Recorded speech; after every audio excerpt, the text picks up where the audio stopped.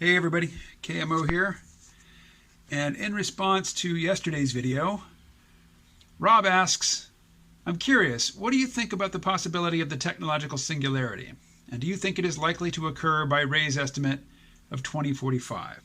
Ray there being Ray Kurzweil, chief scientist at Google. You know, back in the 90s, I was all about the singularity. I read in 1983, when I was a freshman in high school, I read the Greg Bear short story, which would later be expanded into a novel, Blood Music. Blood Music is really the story of a biotech singularity. Basically, a scientist figures out how to make individual cells within the body have human-level intelligence so that every human body, once it has been transformed, becomes a society of trillions of individual minds, and hilarity ensues. So I've had, the idea of a rapid transformation of the built environment, the lived experience of human beings by an intelligence explosion in my head for 36 years, something like that. And in the 90s, I started reading books by Hans Moravec, Marvin Minsky, Eric Drexler. I mean, these are the foundation. These guys provided the foundation that then Ray Kurzweil sort of corralled together and put the label singularity on it. When I was really into the singularity, that term wasn't widely used. It came into wide use later. Like, I got really wrapped up in Ray Kurzweil's book, In the Age of Spiritual Machines, which describes, a post-singularity existence, but he didn't use the word singularity in that book. It just, it hadn't really caught on as a label for that style of thinking yet. I read his blog religiously for the next several years, and then when the book came out, The Singularity is Near, I picked it up in the bookstore and I started flipping through it. It was shockingly thick, hundreds and hundreds of pages. But I started flipping through it. I recognized all the illustrations, whatever bits I stopped to read, I remember having read on the blog. I was like, oh, well, there's nothing new here. And I didn't buy the book, didn't read the book. And then just a couple years later, I discovered peak oil.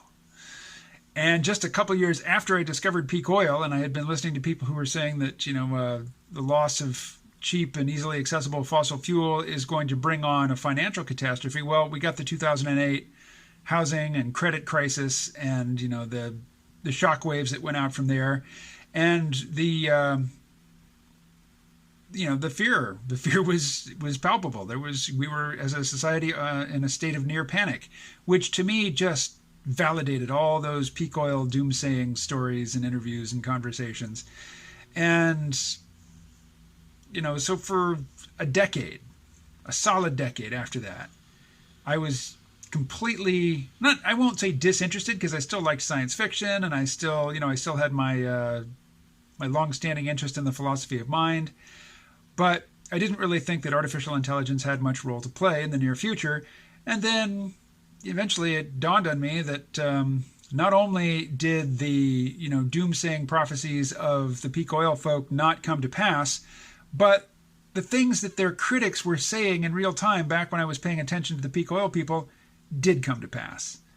That the peak oil folks were saying fracking was too technological intensive, it required too many inputs, it was not, the price of oil didn't justify all the cost, and it just wasn't going to work, is what they said. Well, they still make all those same criticisms today and don't bother to explain the fact that those criticisms have been flat wrong for the past decade.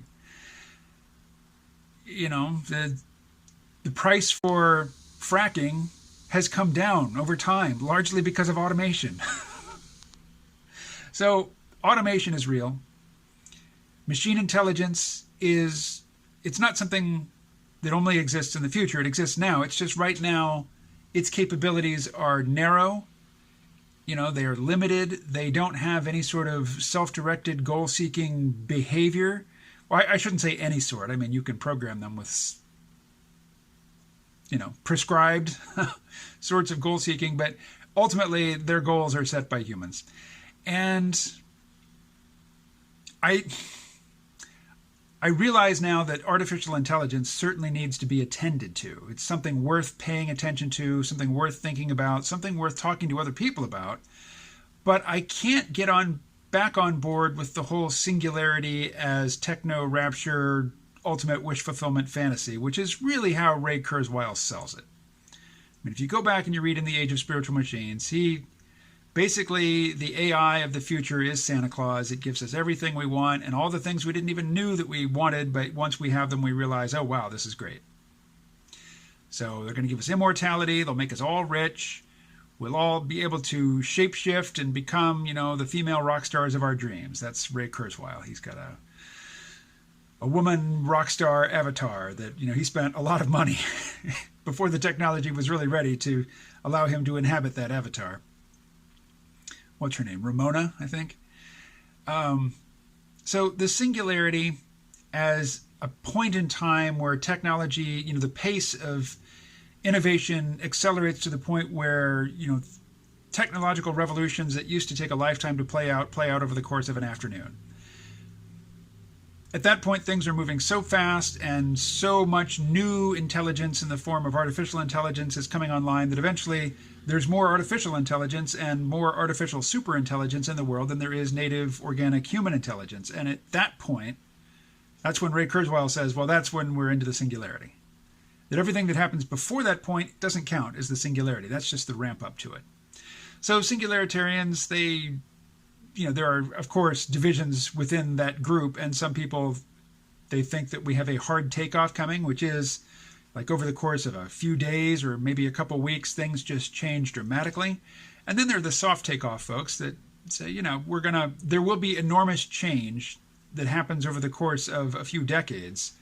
And at the end of that process, the world and our experience of it will look nothing like it did at the beginning. But if it plays out over decades, to me, it's not an event. It's not the singularity. So for me, there is no distinction between hard and soft takeoff singularities. The soft takeoff just isn't a singularity. The event of the singularity just sort of fades into the background, and we have, a period of decades where there is a lot of change. I don't think about AI like much beyond a decade out, really, because narrow, stupid artificial intelligence is here, and it's incredibly disruptive in the present. And I think we really need to get a handle on the present. I think likely in the future, this is one place where I do agree with Ray Kurzweil. He thinks that, there will be, after the singularity, there will be no distinction between human and machine, that we will merge with our thinking machines and be enlarged in the process.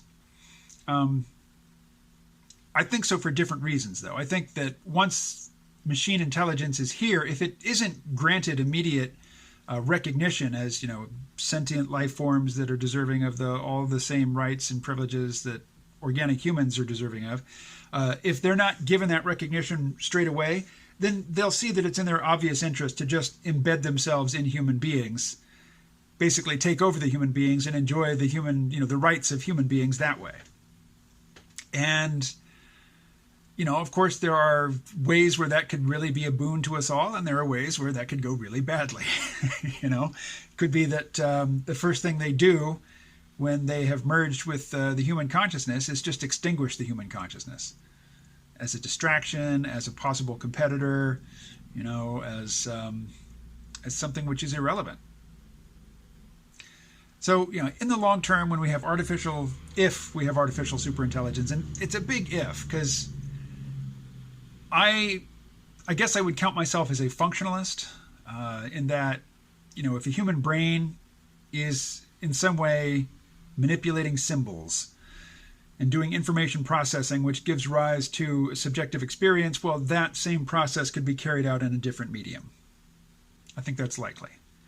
But that doesn't mean that we're going to get this smooth, predictable progression that Ray Kurzweil says we're going to have. I think there could be long periods. It seems hard to imagine a new AI winter now. An AI winter is a long period where not much is happening in AI. There are not many business applications, and the main sources of funding, mostly the military and business, they're not interested. They're making their money elsewhere. They're accomplishing their goals by other means. Right now, we're definitely not in an AI winter. Everybody who is any sort of player in the AI space is racing to try to gain first mover advantage with, the next big thing. And that definitely includes the intelligence services and the military. The Pentagon in particular is pushing hard for the creation of autonomous weapon systems. So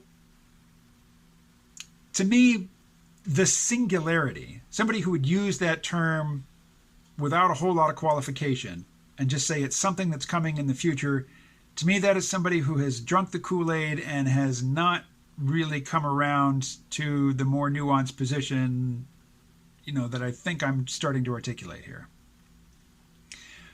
Which is that this can go a lot of different ways, and we won't like a lot of them. Even though it involves amazing technology. Amazing technology can, be set to the task of ruining people's lives, which is what I think we're seeing right now in the present. I guess my main concern is that if the capitalist ethos of the present moment, call it neoliberalism if you like, if that mindset and set of priorities is pervasive in society at the time of the emergence of artificial intelligence and artificial general intelligence and artificial superintelligence, and that ASI just takes on those values, well, that's a living hell. I mean, that brings us to Charles Strauss's, vile offspring, which have basically just disassembled the inner solar system in order to turn it into computronium to play more, financial games with itself. And the only characters that you can relate to in his novel Accelerando are people fleeing the inner solar system and eventually fleeing the solar system at all in the form of, virtual avatars. I mean, eventually the whole plot of the novel is taking place inside of a crystal the size of a Coca-Cola can, which is hurtling, toward Alpha Centauri. And all of the characters are digital instantiations, of their former selves in this little Coke can-sized crystal, which is a spaceship. And there's a funny thing about it, a scene in that where there's a bunch of characters in that state, digital characters in the Coke can, hurtling through interstellar space. Some of them are uplifted lobsters. The first beings to be replicated in the digital space were simple. They were lobsters. But they didn't go away. They continued to evolve. And the lobsters are in this conversation with the other characters about whether or not the singularity has taken place yet.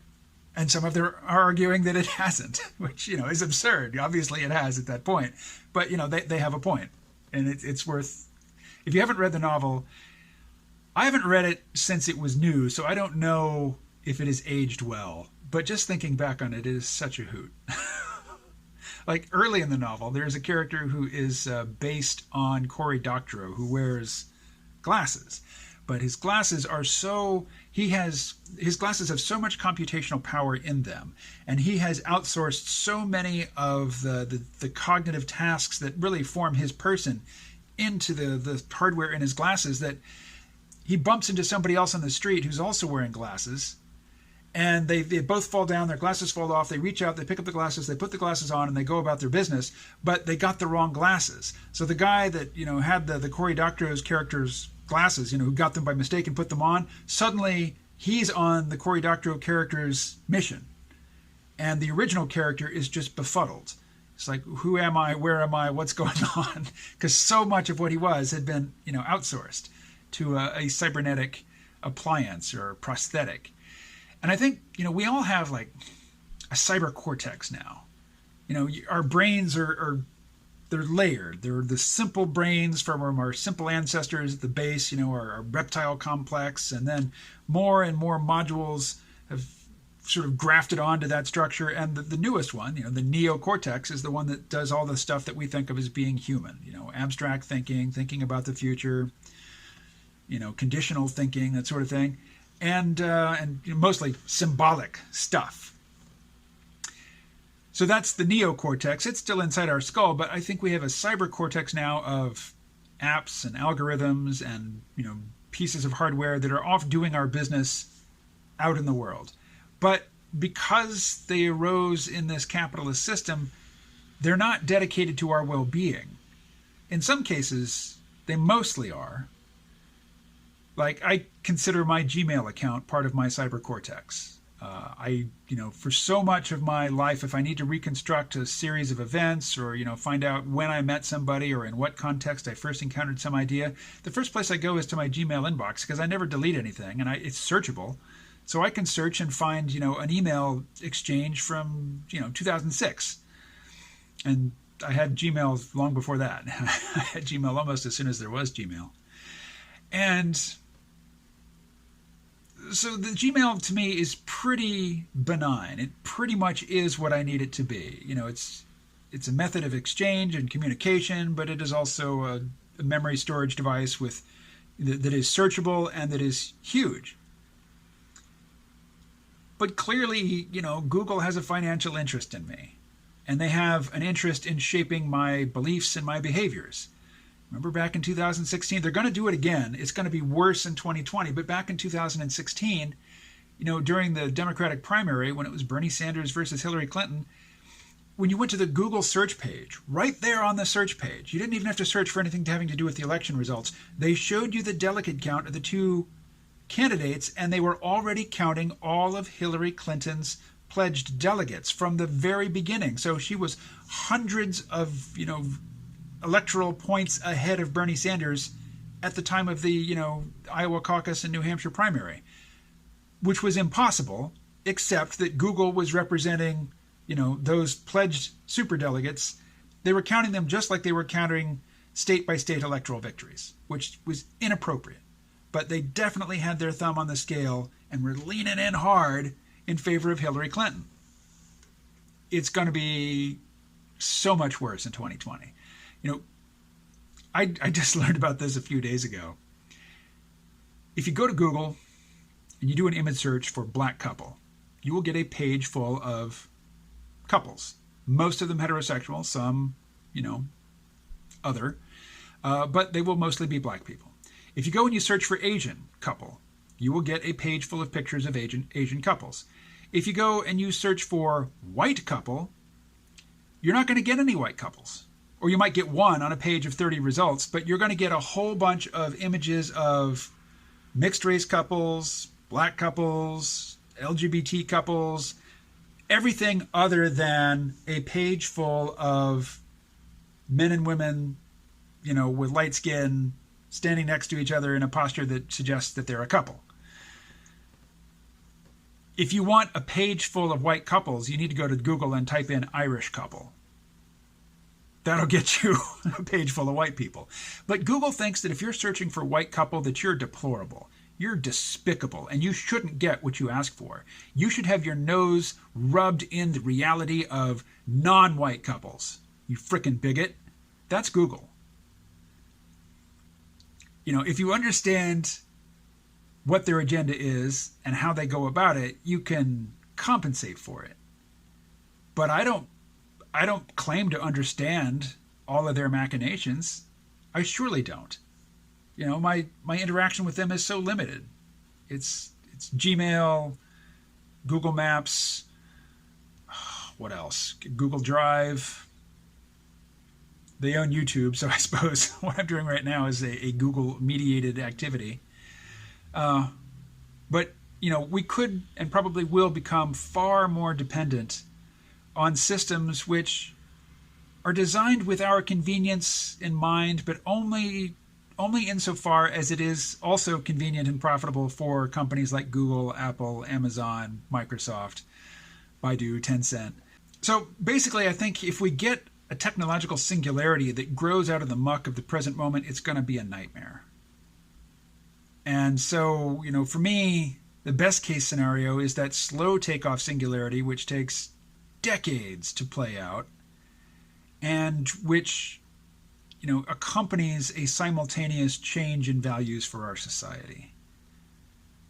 Because if the values of the moment are encoded into AI and AI decides, to enshrine them forever, yuck. So that's where I am with the singularity right now. Don't think a lot about it because I think, there's stuff closer to hand which is having a powerful yet unappreciated impact. And the stuff that's more than a decade out, I just don't think it's possible to predict with any accuracy. So I just discount it in my, my hierarchy of concerns. That's where I am with the Singularity as of November 19th, 2019. All right. Talk to you again tomorrow.